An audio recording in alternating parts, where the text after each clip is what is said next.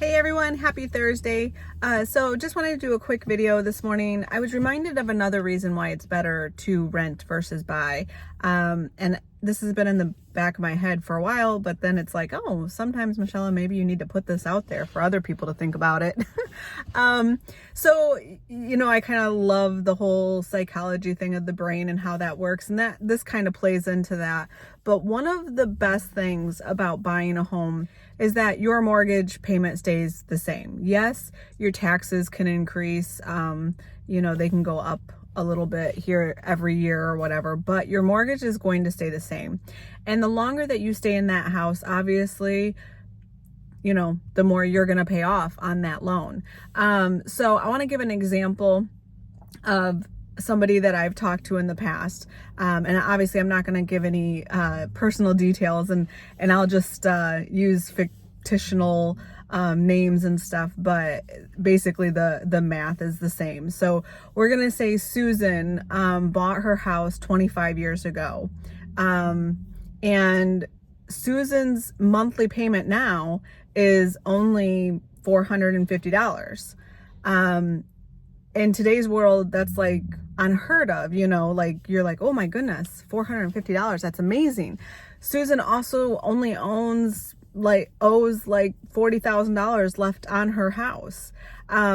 She's able to retire now, or has been retired, because her monthly mortgage is only $450. She's only got this small amount left on her house, and she's able to live on that fixed income, of your 401k and your Social Security and stuff like that. The only reason she's able to do that is because she bought her house 25 years ago. So really, to think of that, like, if I buy a house today, and I've sold some houses to some 20-year-olds. So even if you have to sell along the line, if you take that equity and roll it over to the next house, you're still, in the process of doing this. Obviously, it works much more to your advantage if you stay there as long as possible. But in today's world, Susan would not be able to rent. A 1-bedroom apartment right now in Jackson on average is $800 to $1,000. If you want like luxury, you're talking $1,200 to $1,500. And you still got to deal with all your neighbors and all the rules and all this stuff.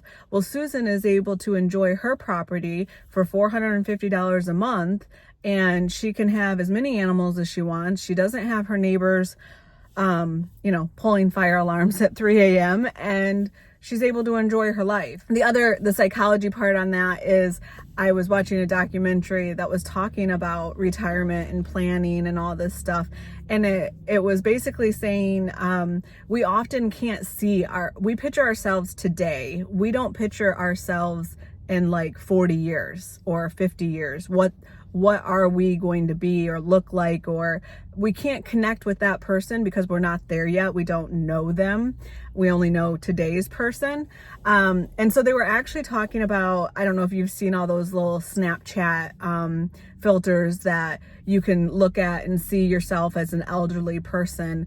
And they were actually talking about how psychologically that really can help us, because we can take those pictures and we can identify with that person, because they look like us, but they are, older. And so maybe that would be something to do, to check out, like get on Snapchat, take, one of those older filters of yourself, and then look at it, like for me, for example, look at it and be like, does the Michelle today want to take care of this Michelle that is 80? In my family, we live until we're like 94. So does the Michelle today want to take care of the Michelle that is 94? Hopefully the answer is yes for you as well.